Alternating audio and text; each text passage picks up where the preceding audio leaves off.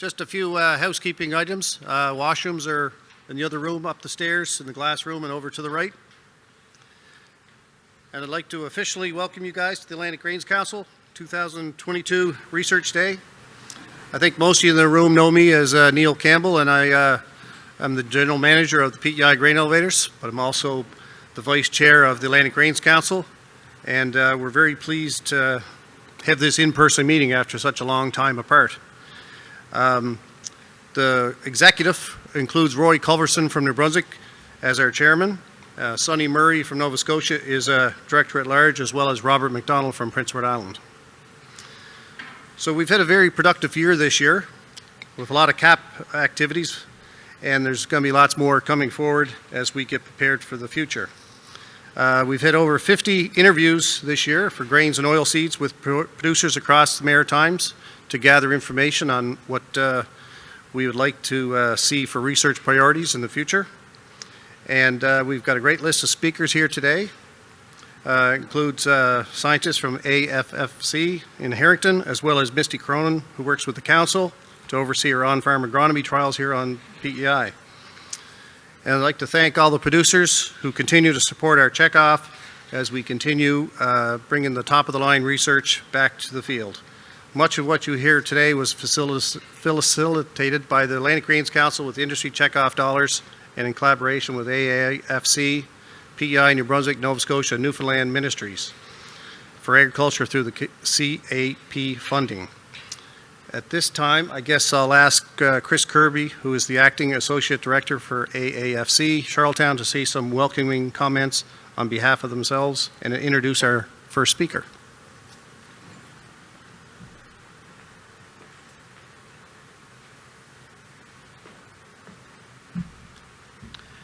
Thank you. It's good to be in a room with people for the first time in 2 years. It feels almost normal.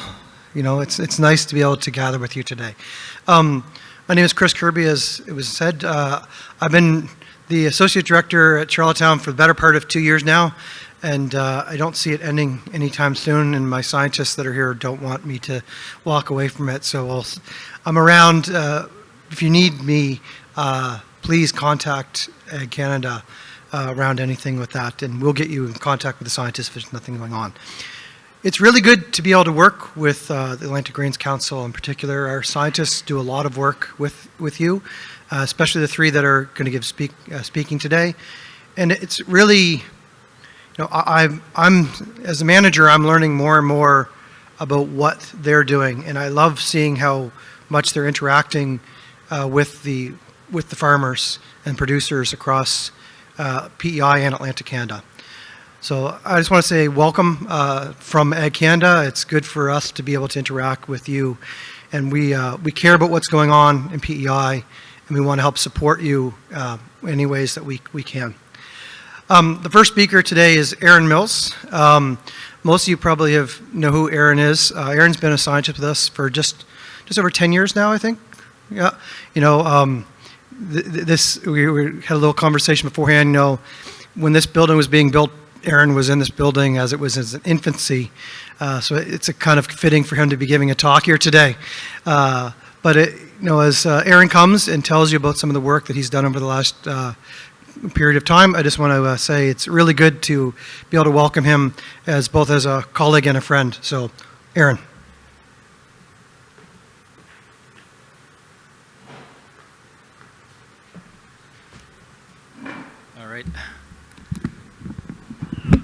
Thanks, Chris. Okay, so Chris and I used to be drinking buddies, and this is the earliest we've ever been in this building. And now he's my boss. All right, so I think everybody's familiar with the yen, and this is going to be a little bit of an overlap from our awards ceremony that went down a couple weeks ago. And then I've had a chance to crunch some of the data, and I'm going to talk about some of the trends. And then afterwards, there's a few of the guys in the winner's circle who are going to come up, and we're going to quiz them. We're going to figure out the secret recipe. Okay, so most people know the story.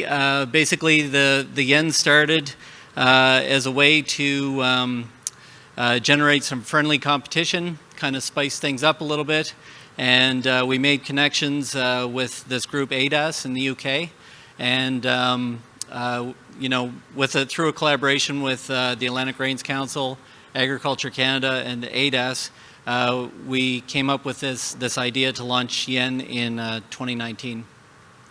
So the four principal players in the YEN are the farmer, which is essentially the research participant in the field.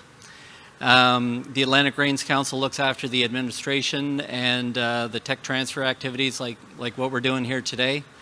AAFC, that's us, we do a lot of the data analysis and coordinate the sampling through the season. And ADAS, they look after the model development, so the whole model side of things, as well as the reports. So, and this is basically the difference between the YEN and a regular old yield competition is we do look at the people who get the highest yields, and we give out gold, silver, and bronze for that. But we also model what their yield could be on each field. And so this is the AHDB Wheat Growth Guide. It's in the UK. AHDB is the UK equivalent of the Atlantic Grains Council, and this is freely available. It's primarily for winter wheat, but there's some good tips in there for sure. You can check it out. So these are some of the elements that go into the model. So we've got thermal time here, so that's your accumulation of growing degree days. We have your above ground biomass, and although it's on the graph here, we don't measure below ground biomass, but remember this number here. That's what they make the assumption for the model in the UK, 2 meters rooting depth. And we build in this rooting depth. We've got soil texture, and that determines your water holding capacity. And then you build in the amount of rainfall we get, and you put them together, and that gives us the water capture. So the amount of water that the soil can hold, that's available to the plant. You throw in some solar energy, and we're assuming a harvest index of 0.5, so approximately 50% of the dry biomass is grain, and 50% is leaf tissue. And this is actually pretty close to what our winter this year hit, was around 4 tons per acre. So when you put all these things together with all these amounts, that's roughly what it should be. And then you throw in all the different variables, the solar radiation, the precipitation, soil depth, and then we come up with the yield potential based on those things.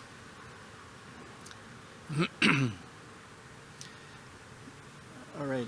So we started in 2019, and with 34 entries, just in PEI, and 2 crops, winter wheat and spring wheat. And we, just last year, we're up to 83 entries, 3 maritime provinces, or all the maritime provinces, and 4 crops. And what we're seeing is definitely growers are embracing this and building on this management complexity. So we look at the recipes that they were using at the very first year, and they're definitely getting more adventurous, trying new things on the market that are becoming available. And I think for the most part, farmers are seeing this as an opportunity to try some riskier things and see how it works out. And this is what it's all about, is we want to see some of the things that, we might be trying different fungicides, we might be trying different amendments. If we start seeing those things in the real world, in the YEN, through some of the management, then we can track that through time and measure the impact of some of these technologies. Okay, so this is what it looked like across the Maritimes, quite a few sites. And these are basically the roles and expectations. So we have the farmer looking after some of the seed information, need a sample from the combine, and responding to text messages, things like that. And then AAFC and the agrologists, we look after a lot of the sampling through the season. The growth stages, grab samples, soil samples. We're even doing some of the soil health assessments as well. And this is our interprovincial team. Most people know Doug McDonald. He's been looking after the PEI side of things. We have Caitlin Condon in the Valley, and David Bell. And the most important person is Sylvia Wyan. She won't send me a picture. Could you stand up and wave to everybody so that? But she is the heart and soul of the YEN program. So she makes sure that everything gets, all the T's get crossed and all the I's get dotted. And I still don't have a picture of her. Maybe I should take one right now. Okay, so these are the trends. Any good agronomy experiment nowadays is based around genetics by environment by management. So for short, we call that G by E by M. So we're just going to break down the presentation looking at those three elements and look at those trends through this past year. Chris, would you pour me a glass of water there, please? Boss? All right, so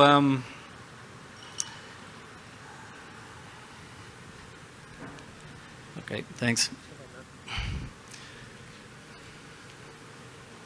I'm usually dry anyway, but I'm in a brewery right now. I think I'm extra dry, you know.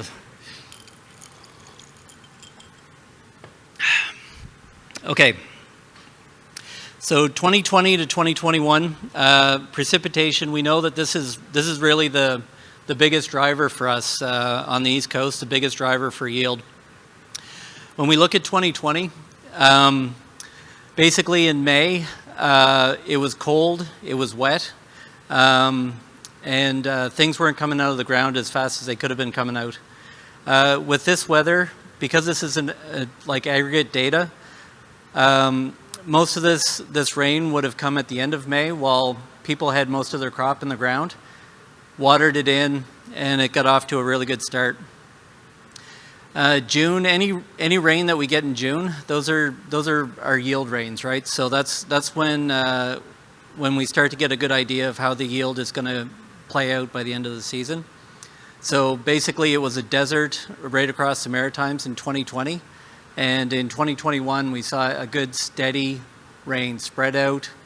Not too many extreme weather events, but definitely an overall better season. In July, early July it's good to get rain. You know, there's a chance to get a little bit of yield if we get some early July rain. Late July is not good for quality. But overall, we saw a better distribution of rain through July in 2021. And in August, this is kind of when you don't want to see rain. We definitely didn't see it in 2020. We just essentially a drought all the way through. And again, this is largely most of the August rain we got last year was at the end. So most guys were ready or were able to get their crop off before the rain started. Okay, so one of the elements that we're looking at is rooting depth. This was actually a picture taken in the UK, and I don't know, it just seems British to me. I don't know, a bunch of guys in a hole in the middle of a field, but this is essentially, this is why they build in a 2-meter depth into their rooting model. And when we first started, that was the question, you know, how deep are your soils? And like we had no idea. We had no idea how deep our soils were. So we decided to dig holes in every single field, and it ended up being like a huge finding for where some of our yield is compared to the UK. And in talking to the soil scientists, my predecessor. Delmar Holmstrom, who actually did a lot of the soil surveys here in the 80s, the average soil depth was between 60 and 80 centimeters. This past year, the average was 33 centimeters. So we've lost quite a bit of soil.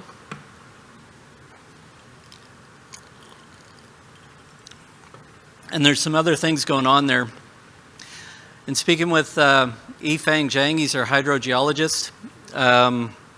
You know, there's the option in other places where the parent material can, you know, eventually weather and produce more soil. It's not going to happen for us.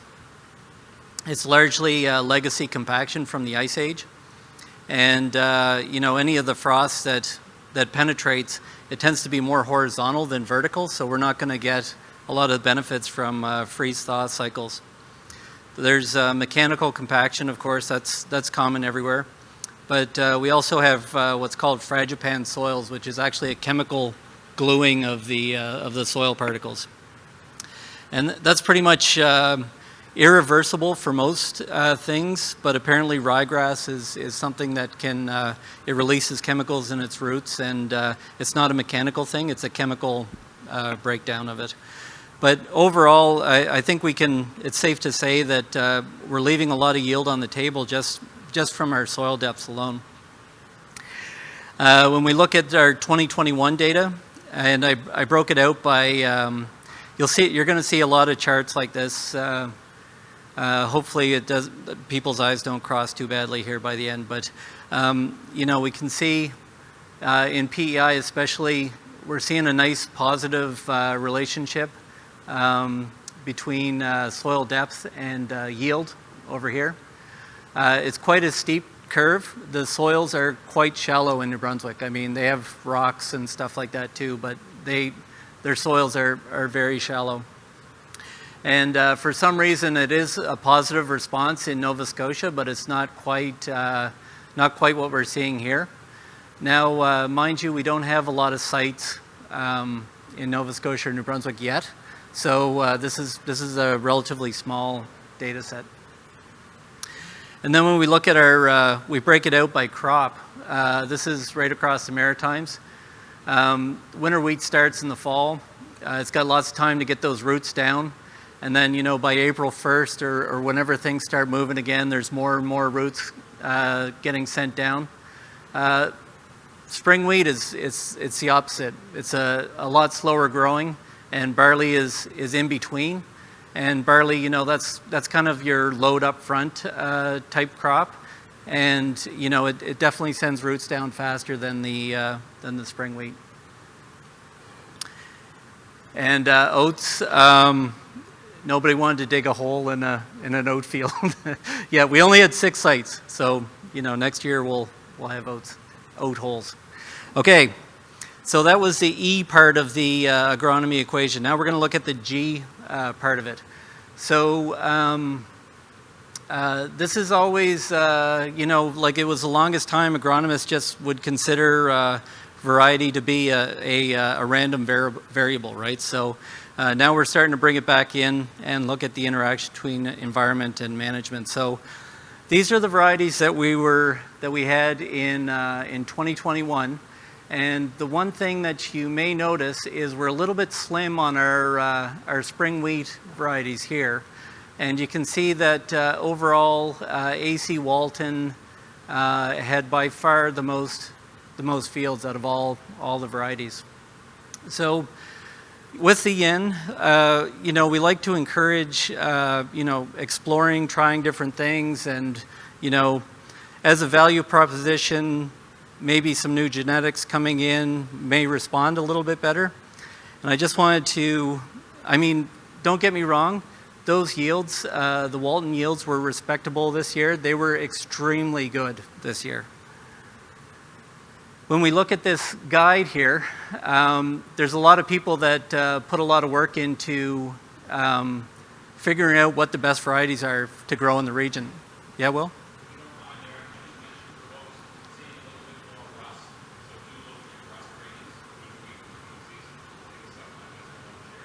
Okay, yeah, that's yeah, awesome. Okay, so if you look on this list, so this is the 4-year running total. Walton's actually in fifth place, and you know, when you go all the way back this way, you know, it barely cracks the top 5 any time over the past 4 years. So, you know, there's definitely other varieties out there And you know, if you're putting a spring wheat field in this year, I'd encourage you to maybe put in a Walton field and split some seed with somebody, maybe try another variety. And I'll talk about that a little bit later when we look at nitrogen use efficiency. But this is fresh off the CBC today, if you guys saw that article.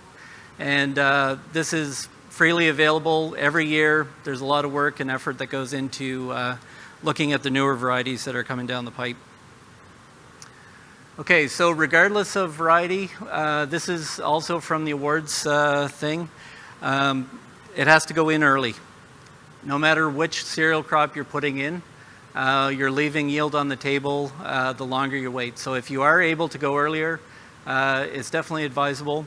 My colleague out west, Brian Barris, has been doing some work with ultra early seeding. And I think he's pushing it to like late February or something like that. He's got another big project starting up. Now, mind you, they can't grow winter wheat, which seems like that's what you would do naturally. But you know, no tilling into frozen ground there might be something to it. And then planting rate. Okay, so the planting rates were definitely higher this year than they have been in previous years, which I think is a good thing. Like we want more true heads. We're not going to get a whole lot of yield on tillers unless we get a good set of fall tillers for the winter wheat. But we're seeing definitely an increase in seeding rates across the board. And you know, like the more work I do with this, the more I think that this really is a field by field, farmer by farmer type thing. I mean, you guys know your environment, you know the low parts, you know the high parts, you know what the response is going to be. Really, the only real consistent thing is that the later you go, the higher the seeding rate's going to be, whether it's in the fall or whether it's in the spring. So this is only 1 year. We've got 3 years of data on this, and as of next year, the end of next year, we'll have 4 years, and we will find that sweet spot. But with growers continually changing, we're going to try and figure out what that sweet spot is for each crop. It could vary year to year, though. I mean, that's the thing. Nitrogen. Okay, so we could write a thesis on this nitrogen alone. I have 2 slides. Okay, so I'm going to spare you the thesis, all right? So this is also from the awards ceremony, and this is getting back to variety selection. So when we're looking at average total applied nitrogen in spring wheat and winter wheat, we're seeing an increase in this is our yen fields, right? So this isn't provincial data or anything like that. This is just the yen. So people are entering the contest, and they're choosing to apply more nitrogen, okay? The crazy thing is, in the winter wheat, we're seeing that response. In the spring wheat, we're not really seeing that response. So in a perfect world, we want to see this happen. When we break it out by crop, and you know, when I took cereal production from Claude Caldwell there, I don't know how many years ago, but he said you do not want to see this. You always want to see this going up.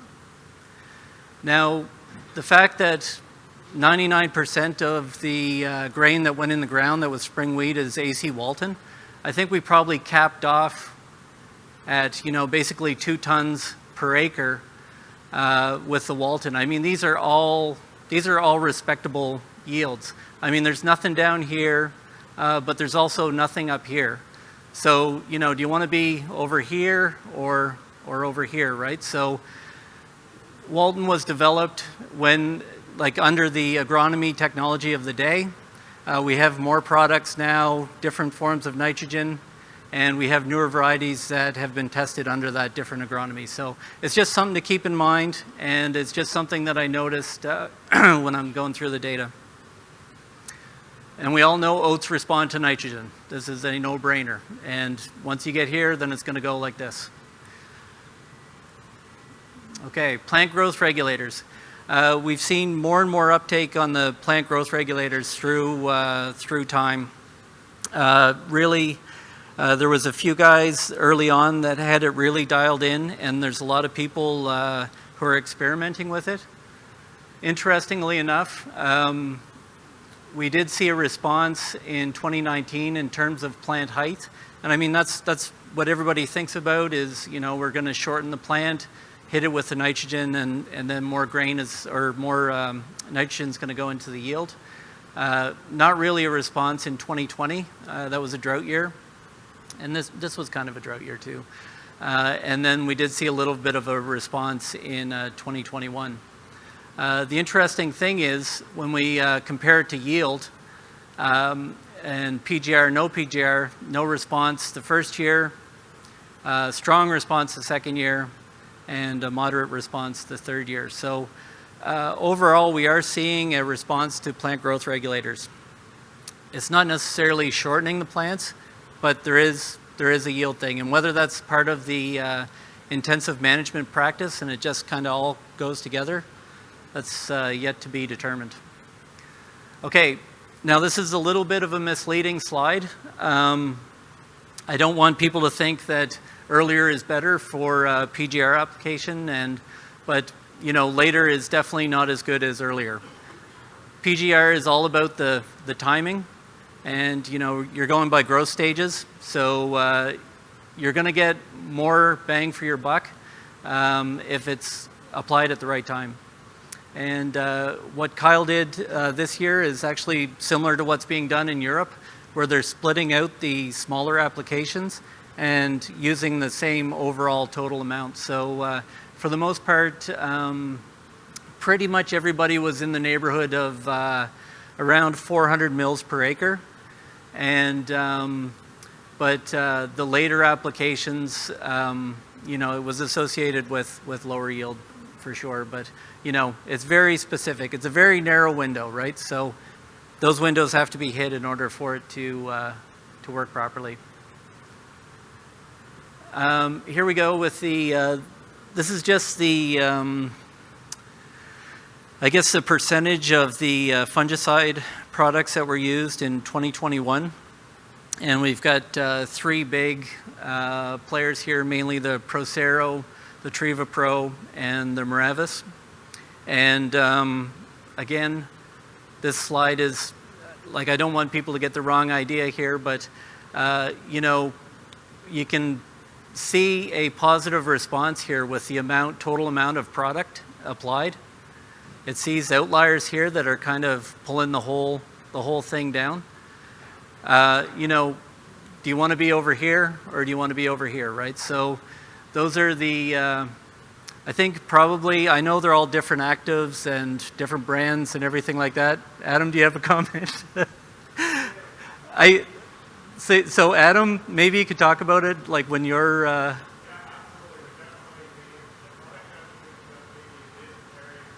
yeah.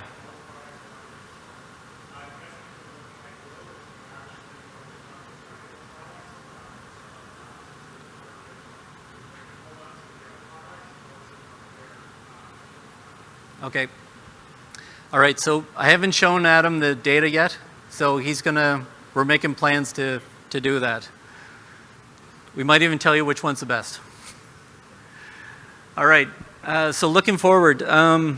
Yeah, so right now we're looking at unprecedented prices and unprecedented input costs. So, you know, there's different schools of thought on, you know, whether we should proceed business as usual, load up the soil, mine it when, you know, prices go down. That's up to everybody's own individual choice. But I mean, costs are certainly a major factor this year for inputs. Something to consider. CO2 mitigation is on the horizon. The nitrous oxide we're looking at, you know, it's about 300 times worse than carbon dioxide. It doesn't really seem like people are focusing too much on it, but in Europe they are, and I would just keep that in mind. You know, whether it's a enhanced efficiency treated fertilizer product or something like that, this is going to probably pop on our radar sooner than we think. and then what our friends in the potato sector, or people here in the potato sector, facing these non-tariff trade barriers. I mean, it could just happen overnight, and you know, it's just tragic what happened in the potato sector this year. We really want to expand the YEN approach and what we're doing to our on-farm agronomy, build in like a bigger data analysis modeling type approach. Anybody who was in the YEN last year, I'm just going to automatically sign you up, so don't worry about calling me, all right? But somebody will show up to measure your fields, and we'll make it the option is to opt out, okay? So everybody's automatically in it. And we really, like, you know, if you have relatives across, let them know. We need more sites in Nova Scotia and New Brunswick. And that being said, you know, if you do know people who are interested, we can email me or Alan, and we can get you signed up for this year. Okay, so now I'm going to invite the winner's circle or the members from PEI to come up and talk about their experiences, and I might ask a few questions, and just so they know who they are.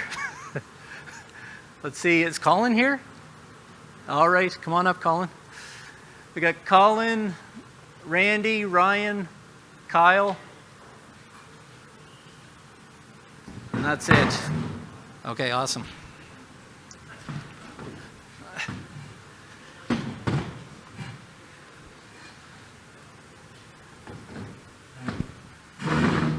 Heather told you guys about this, right? Yeah, okay.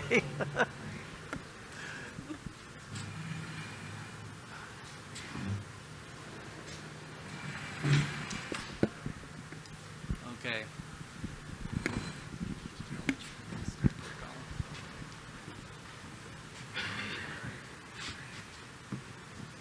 So I think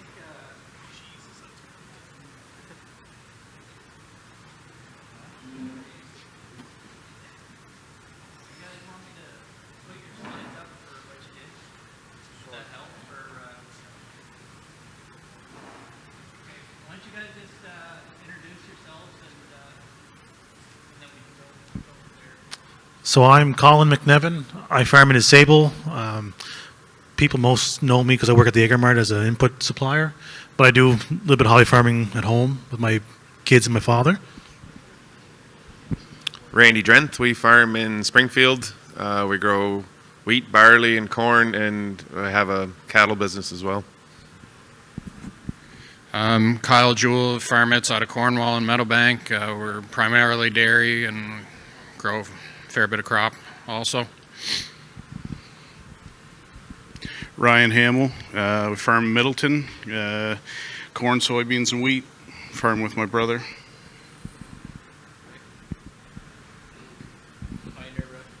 Pioneer rep. Last time I had a microphone in this room, I was getting married, so the drinks were a little stronger, I'll tell you.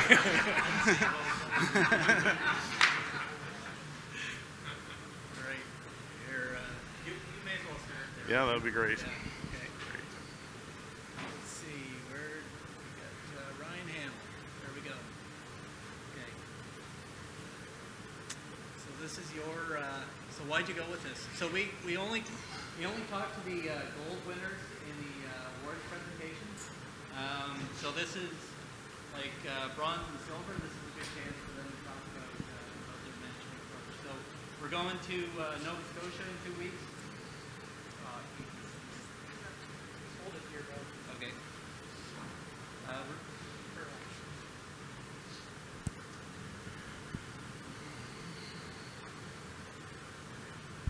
It's good? Okay. Yeah, we're going to Nova Scotia in 2 weeks. We're going to do the same thing to them and New Brunswick and bring up the winners so that everybody can ask questions. So if you guys, like, this is totally interactive. So if somebody has a question about any of these things, just fire your hand up and don't be shy, and we'll make this as organic as possible. Okay, go ahead, Ryan. Do you need to? No, I can see it there. I'm Oh, just okay, right. general overview. The rain was good. I didn't have anything to do with that, but I was happy to have it. AC Walton, that's tried and true. We did actually try some Raven this year.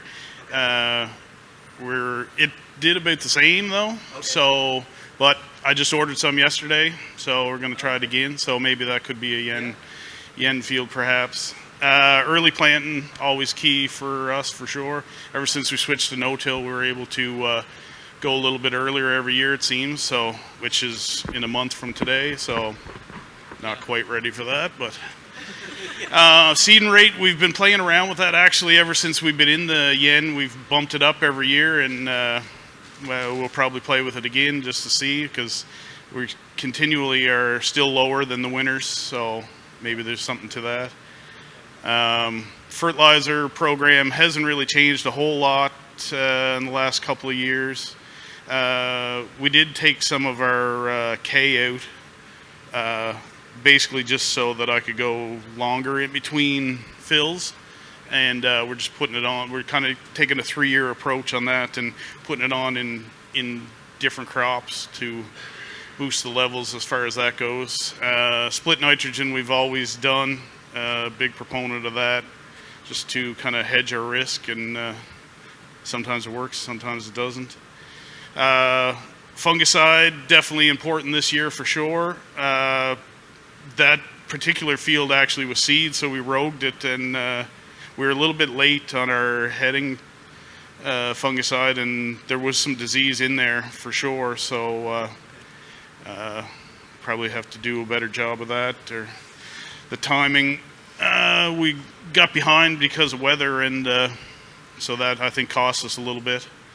As far as the Modus, I just telling the boys, we left a 90-foot strip in a adjacent field just to kind of double check that we needed it, and we scraped that 90 feet off the ground. So Really? yeah, so last year, like 2020, it didn't matter. The strip that I left stood strong, and it never changed anything, but this year it definitely did. So disease pressure was definitely high this year, so I think that definitely contributed, but we were pretty happy as far as everything went. So you're one of the only people that didn't use MCPA. Yeah, I don't. You don't like MCPA doesn't kill what I need to kill. Okay. All right.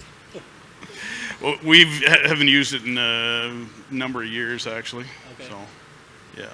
All right. Just, Any questions for Ryan? Yep. Go ahead, Missy. A number of you guys mentioned that you have livestock in your system. Can you just let us know if you had manure on those fields? there's no manure on this one. No.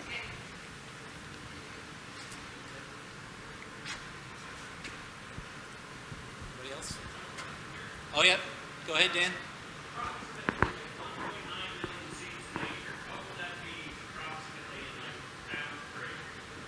You're a scientist, asked me on the pounds. It was about 195, I believe, based on the weight and germination and stuff. Yeah. Yep. Go ahead, Adam.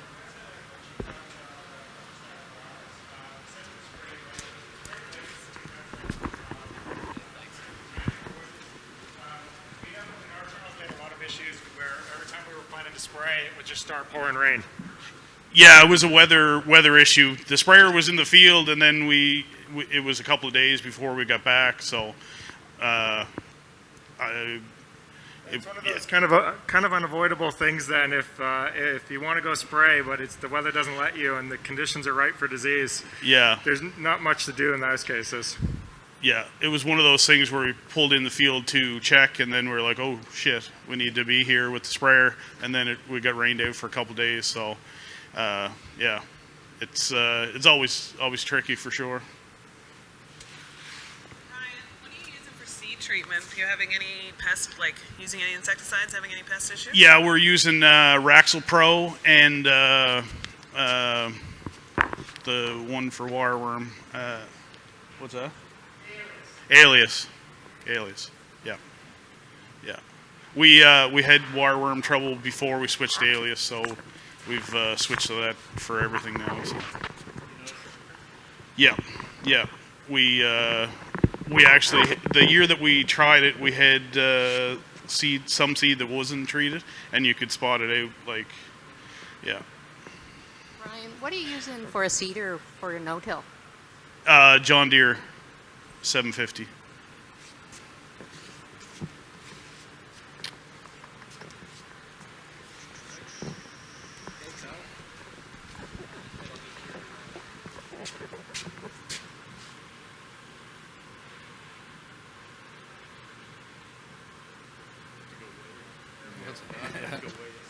We should like give him some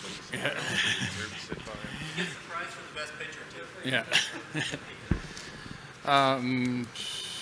Yeah, so our winter wheat was, variety was 25 R61, and I think that was all that was available last year, Ryan, wasn't it? That's why we went with it. Yeah.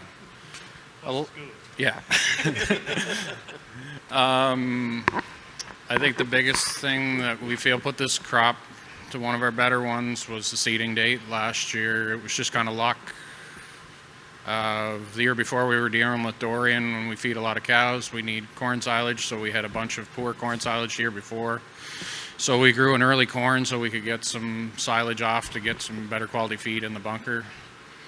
So, and with the drought the summer before, that corn was harvested, I think, the 10th or 11th of September, so we were able to get manure spread on the field and worked and planted by the 15th. So I think that's where a lot of the success of this crop came from. It come up good that year. It tillered right till Christmas, I think. So we went into winter with a lot of tillers, so I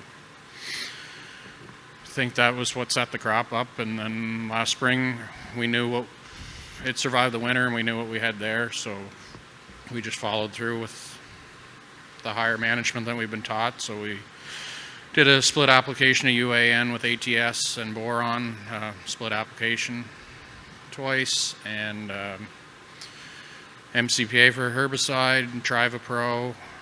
And as Aaron said, we did split the Motus. It wasn't really planned. It was just we had to do a herbicide application because the wheat got a good start and the weeds got a good start the year. We probably should have did something the fall before, so we had to get in there and do a herbicide pass early last spring, and some of the fields were at the stage where Motus could be put on, so we put half rate on. We've seen kind of some of the work that was being done in Europe, that's what they do, so we decided to throw half of it in with the herbicide, knowing that we'd be coming back with Trivapro and 10 days later, so then we threw the other half in there. So whether it made any difference or not, I don't know, but, and as I said, it wasn't really planned, it was just, it worked out. So. And then Moravis Ace has a head spray.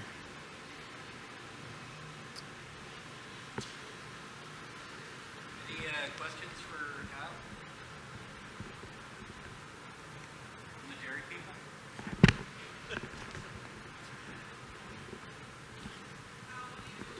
Go ahead, Dave.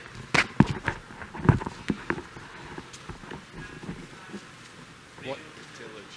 I think it was maybe one or two passes with just a field cultivator. I think we might have worked the manure in right behind the spreader, and then maybe one more pass before planting.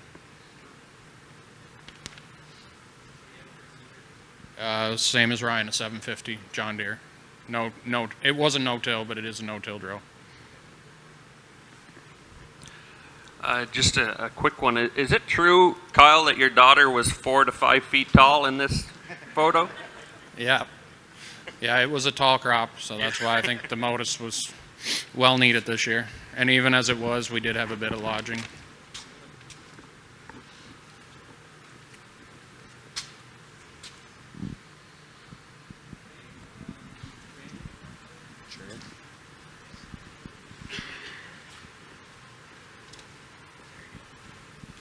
Yep, this is our spring wheat. It's our first year of trying spring wheat. Like Ryan, we got lots of rain. We're planting later than we would have liked, mostly because of field conditions. Every time we were one day away from being fit to go at it, it rained again. And we actually went up there to start, and there was lakes in the field, so that was not a good idea. So yeah, it was getting on the later part of May before we got that in. But we did push our seeding rates up, kind of like Aaron was talking before, trying to get rid of the tillers, push a higher level to get more main heads and less tillers in there. This field was our second year renting this field. It was corn the year before. It had been, its history as a heavy potato rotation. So we were dealing with a fair bit of corn trash in there, so we push our nitrogen levels up to kind of compensate for that, but it does affect our seeding ability, so we were probably a little more variable in our head emergence than we would have liked. We've moved to a liquid program on all of our in-crop stuff. And yeah, we were the same as Ryan. We were probably late with our Miravis application due to weather and just the unevenness of the heading, trying to get that timing right. I did notice some fusarium in there later. We were too late on some of the earlier stuff and probably too early on the later stuff. But you work with what you got, I guess. At that point, it's hard to change it.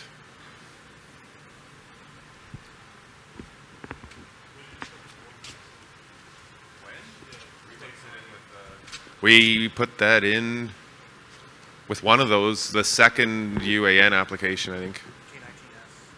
Yeah, the K19S went in the first one, and then the Boron Max. And I'd have to look at my sheet to tell you the truth. My brainiac here will tell you, yeah. I come up with the good ideas, Colin just tells me how to implement them.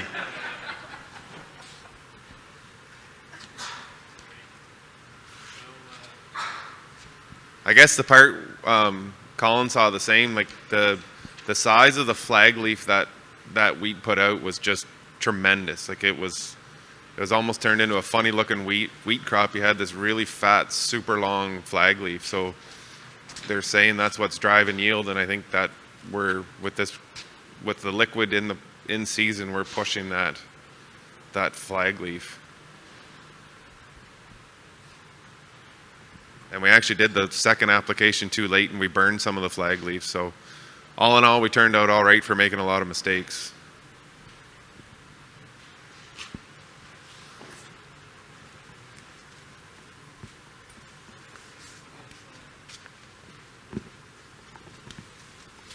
Just wondering what the seeding rate was? Yeah, we were 240 pounds on there. I can't remember the math of what that got us to. We figured it out in seeds per acre and worked it back, but I don't remember what we were targeting.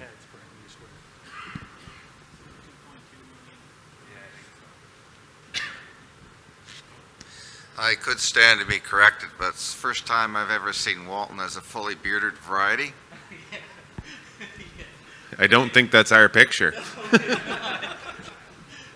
I have no control over the pictures. This is something that we're going to, there, that's the picture of this field. That's some beautiful looking spring wheat.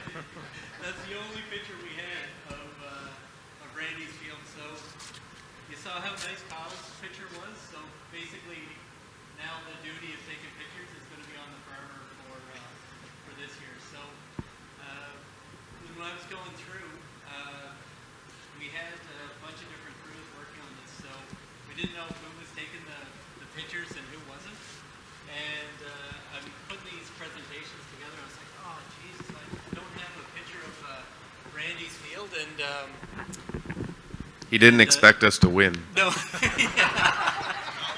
Well, not looking like that. Yeah, exactly. But anyway, I just assured them that it was from the province. So that picture that you saw was from PEI. But yeah, no, it probably wasn't Walton. No.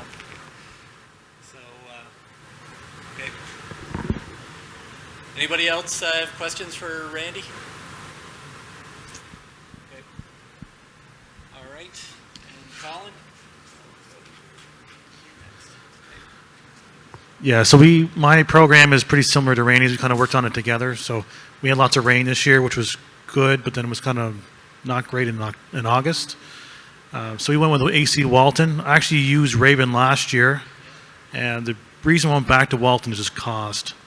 the ROI on Raven at the high seeding rate, I couldn't make the math work. So at the lower value of Walton, that's why I went with Walton. But seeded it early because we had other window put it in, and I get busy in May with my job, so I try to jam it in early and be done with it. And then we're trying to push the head count pretty high. I actually don't want the crop to tiller. We find when a spring wheat tillers, the tiller head is very small, so we want to put more heads out there, more seed, have more main heads, which tend to be bigger heads, which turn in more grain. So we try to enforce the crop not to tiller. My fertilizer package it's actually 633 pounds. Got the decimal wrong. That would explain why you're at the bottom of the no, list there. Okay. Now my rotation is corn, then wheat. So we put out an extra 50 units of N for carbon tie-up with the corn crop. So we wanted to be 180 units of N, total N for the crop, and then plus the 50 extra for the corn tie-up. So that's why the number is so high. Now going forward, we won't do that again. We're kind of hoping that once the carbon cycle was running, I won't have to add in more additional nitrogen. It should be free-flowing in the soil now, so that 50 units will come out going forward. One thing different I did was we learned in corn production, and we add a little bit of manganese in the system. We get a darker green color and less striping. So we put that in the wheat program, and we saw the similar color in the wheat, and we find that we're getting better nitrogen utilization when we're adding basically 1 full pound of actual manganese in the program. So that typically use manganese sulfate as that form, but in this case, the truck was coming with manganese sulfate the following Monday, and I wanted to plant that Saturday, so we used Wolf Tracks. But that was just because that's what the option was at the plant that day. So what I try to do is basically run 2/3 of the total N up front, and that counts as my up front and my tillering. And I come back in just before flag leaf emerges, and we go with the liquid UN, ATS, K19S, and Boron Max mixture at that timing. So then my fungicides and wheat and herbicides, we went 600 for the herbicide for kill the weeds. Wanted to use Travapro as our fungicide, but we all sold out of it, so I had to go to the Bayer product. And then we had some extra bumper in the shed, so I came back with the bumper to kind of give us that little extra longer window that Travapro would have provided. And then we came back with Marabus Ace. And I would have used Modus, but we sold out of Modus as well at the work, so had to go to Manipulator. Okay, so you're one of the outliers where I have 63 units of nitrogen and a lot of fungicide, so I'll fix that when I get back. Oh, the decimal point is wrong. It's 633 pounds. Yeah. Help sales. Right, Will? Thanks.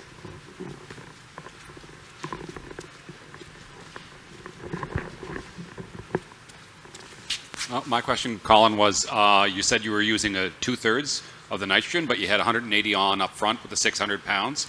Are you going to change that much? Are you like front loading it? You said you'd back the 50 out. No, it was 240. I want to be 180. So there's 50 units there for tie-up. So I want to be at the 180 number. Okay, and that was my question, Colin. I was wondering how much of that 600 pounds went on the front end of the season, and then there was just a gallon of your noted UAN. But I wonder if there were 2 applications, the blend mixture didn't change, but it was No. So it was just up front, and then it wasn't a gallon of UAN. It was 15 gallons of that mixture of the liquid. So it was 45 units as liquid. So yeah, it would be 180-ish up front, and then the 40, 45-ish with the sprayer back just for a flag leaf. Yeah, 1 gallon of K19S, exactly, yeah. So what we kind of similar to Randy, what we saw when you go in with that just before a flag leaf, what we're seeing is the difference in the size of flag leaf is incredible. Like the flag leaf was almost a foot long and 5/8 of an inch wide, and the color was almost blue. And we think that when you get that much leaf in surface area, we're able to get so much more sunlight. And then that's why if you look at our head counts and our grains per head, that's why we were able to fill the weight of that, because I think the flag leaf was able, because we were down on sunlight this year. I know their model says we were up, but it wasn't. We were down on sunlight. So I think with that size of flag leaf, we were able to be more efficient with what sunlight we were given.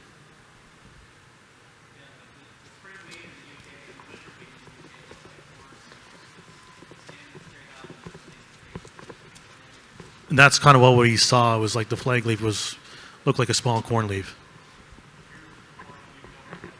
Yeah, 1/2 liter to the acre of boron as liquid.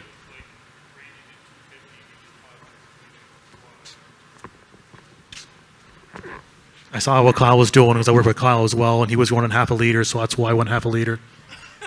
No, well, his was listed at 250. You get the better discount there.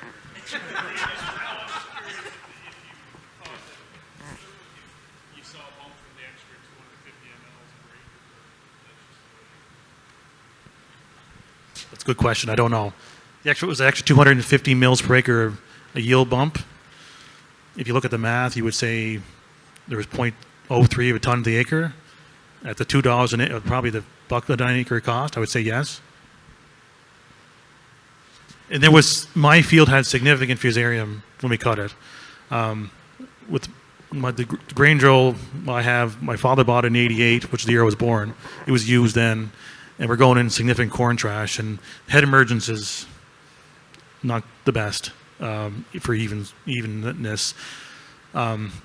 So I sprayed one Saturday morning when it was before the rain came, trying to get it on, and then it was early and there was some late, so there was a lot of fusarium. I actually thought we lost the crop before we cut it, so we blew a lot out the back. I think we lost 15% of our yield because of fusarium, and that was basically because of the weather and our unevenness because of our mechanical we had to work with. So it was interesting because we had a lot of pressure with the rotation and the climate, but the Moravis still did its job. It did work really well, giving everything we threw at it.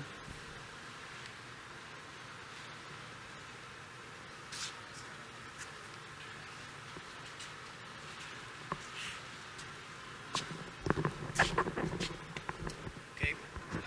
Any questions for anybody?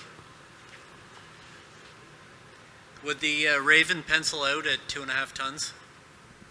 No. No, really? $1,500 a ton retail. Yeah. And we want to push it to 800 heads, so that number would go up to 170-ish. Okay. We're looking at over $100 an acre in seed cost. I can't make the math work. I'm not going to move you guys off Walden, am I? We need a local supplier of seed. Yeah. That's your limiting factor. Yeah. Totally. Right. If you're spending more on seed and getting the same result, then there's no point. Exactly. Yeah. Oh. Okay. So if there's no more questions. Okay. So all right. So we have hardware like trophies and plaques for these guys, but they're caught up in the COVID supply chain craziness.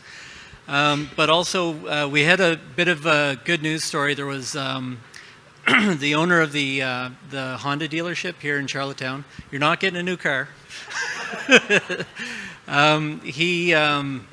He really liked the story, and he grew up on a farm, and he offered to put some money down, like as a cash prize for all of the PEI winners. So these guys are going to end up getting a check in addition to their plaque and the trophy for Kyle. So PEI's on top as far as the yield goes for now.